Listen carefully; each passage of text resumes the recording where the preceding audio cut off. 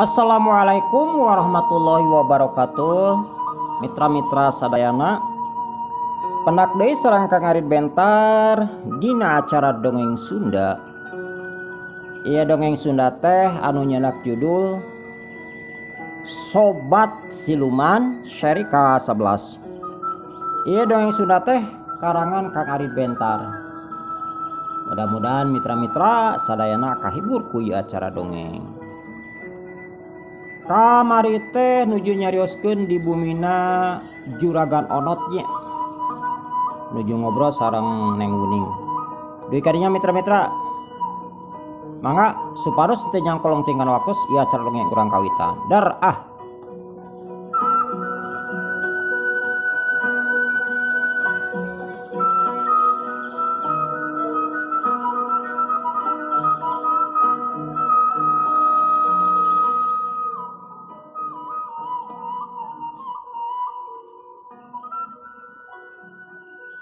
ngamaklun bapak anak kitu teh Juragan Onot bari ngaleos. Atuh mendeng heula lain dikieuna hate Neng Wuning. Tapi Neng Wuning teu bisa kukumaha. Jeung teu loba pikiran Neng Wuning anu saterusna indit rek ka imah Nabi Ana. Ari Juragan Onot geus kitu sifatna. Bari geus apal yen ganda teh pagawena Juragan Onot. Jajauheun ka barang bere mah atuh nempo-nempo sigana mah Juragan Onot teu hayang urusan jeung nu kararitu. Da di lembur ge kurang gaul, kurang bermasyarakat, otak loba nu ari jiden ka Juragan Onot. Komo kana papait mah cacak-cacak ka pagawena, komo mun ka batur sigana mah cadu kudu datang mun aya papait.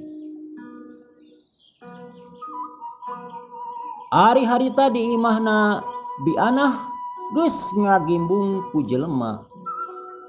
Di mana-mana daratang pangkarunyaeun ka Bi Anah. Komo kabehanana oge ngadenge ganda maot sedih lain dikieuna. Da kaganda mah kabeh ge raresepeun. Soalna budakna eueuh piomongeun, sopan ka saluhureun, ngahargaan ka sasama. Nyaah kasahandapeun ka indung tanggung jawab bari bebela ka adi nyaah. Manehna daet ti susut ti dungdung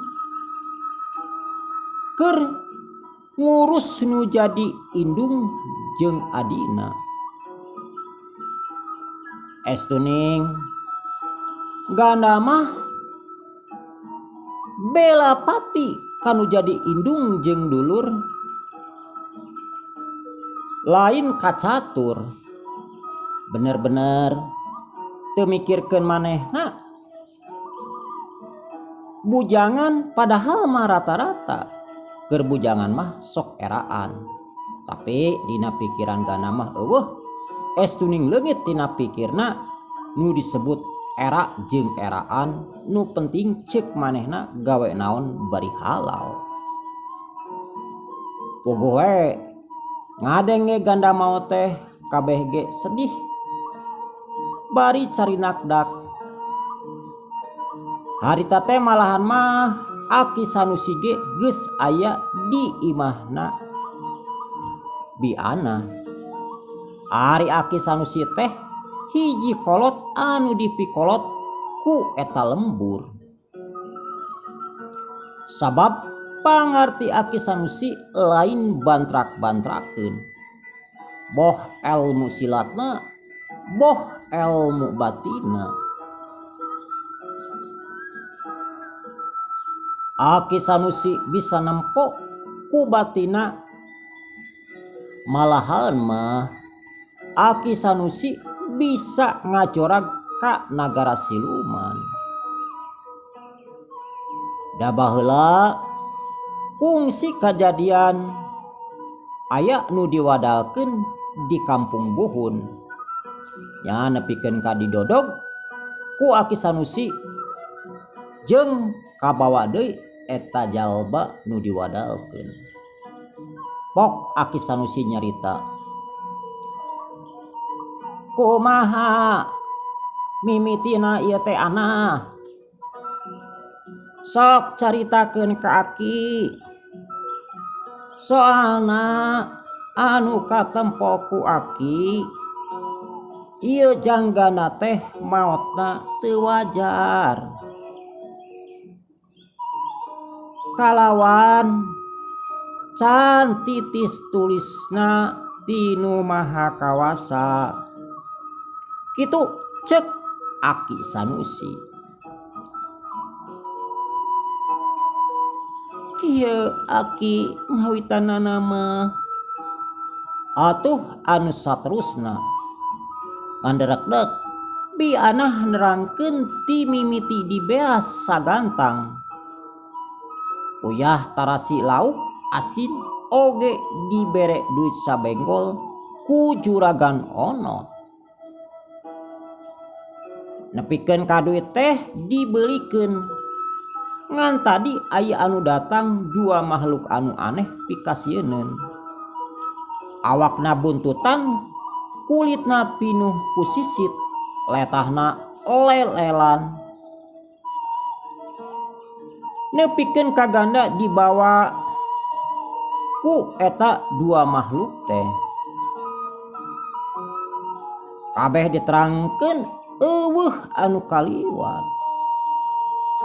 Atuh Aki Sanusi unggut-unggutan, tandana paham jeung ngarti naon anu dicaritakeun ku biana. Kitu Ki anu kaalaman ku abdi teh, cek bianah bari nyusutan cai panon. Pok VRT nyarita, ari kitu mah aku Ratuh Bibi jeung anu kaalaman ku kuring peuting. Da peuting basa kuring ngaronda aya dua makhluk anu dicaritakeun ku Bibi persis kitu. Awakna buntutan pinuh ku sisit, letahna lelelan siga letah oray. Tuluy eta makhluk teh arasup ka imah Bibi. Tapi balikna mawa janggana, cek Pak RT.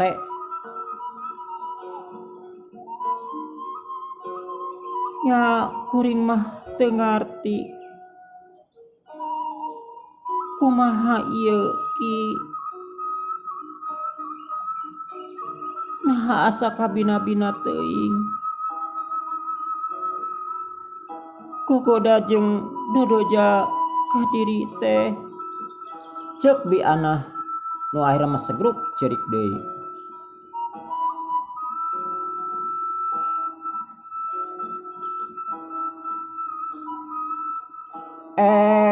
Ari geus kitu mah Aki ngarti. Si horeng eta teh makhluk jajadian. Keun urang bari ikhtiaran heula kumaha alusna. Kitu cek Aki Sanusi.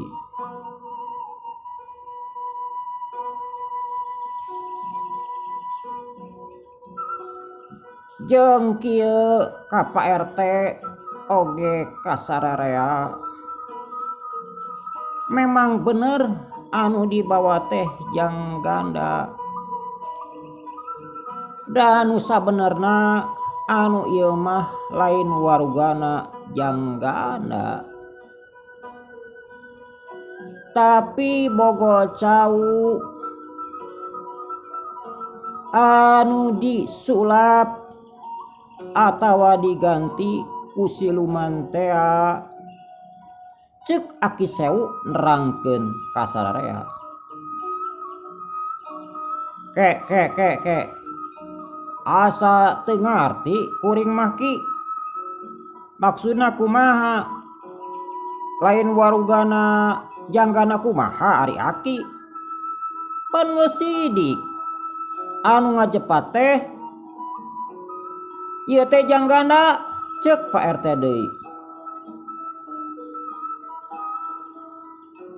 Kieu Pak RT, memang ieu katempona mah waruga jangganda. Padahal mah lain. Eta mah ngan tetempoan fanon lahir. Dalamun bisa mah ku fanon batin nempona pasti bakal apal. Kitu cek Aki Sanusi. Oh gitu Ki. Terus anu salajengna kumaha atuh? Abdi nyangakeun ge ka Aki anu langkung paos. Cek Pak RT deui. Ayeuna mah sok we urang tarungguan nepikeun ka engke peuting. Da yakin ieu janggana teh bakal balik deui. Malahan mah balikna ge bakal dianturkeun deui. Sing percaya ka Aki nyarita teh jeung pangalaman anu geus kapanggih ku Aki. Kitu cek Aki Sanusi. Atuh geus meunang katerangan kitu mah sararea ngartieun. Bianah bungaheun ngadengena. Memang baheula kungsi kajadian kitu ngan baheula mah bisa balik teh da disusul ka nagara siluman ku Aki Sanusi. Jadi Aki Sanusi teh hiji kolot, lain kolot umurna hungkul, tapi kolot jeung elmu-elmuna. Malahan mah nagara siluman anu pernah diubrak-abrik ku Aki Sanusi nepikeun ka ayeuna taluk sieun ku Aki Sanusi. Tah ayeuna mah sok we giliran heula. Anu penting engke peuting kudu araya. Kitu cek Aki Sanusi deui. Nya atuh kuring mah rek balik heula. Ieu lain teu nanaon. Teu kuat kareunang. Ti kamari can mandi. Bari sakalian we rek ngabeungisinan heula beuteung, cek Pak RT. Atuh di dieu we Pak RT misi rek tuang mah. Da sangu mah gede. Oge ka sararea sok we rek taruang mah. Da beas aya, cek bianah nawaran. Keun bae Bi, engke we di masa kalian. Keun bae. Engke poting kuring ka dieu deui, sok we da aya mah beurang, jaba loba jelema, cek Pak RT. Anu saterusna Pak RT indit rek ka imana heula nu maksudna rek mandi bari jeung rek tuang.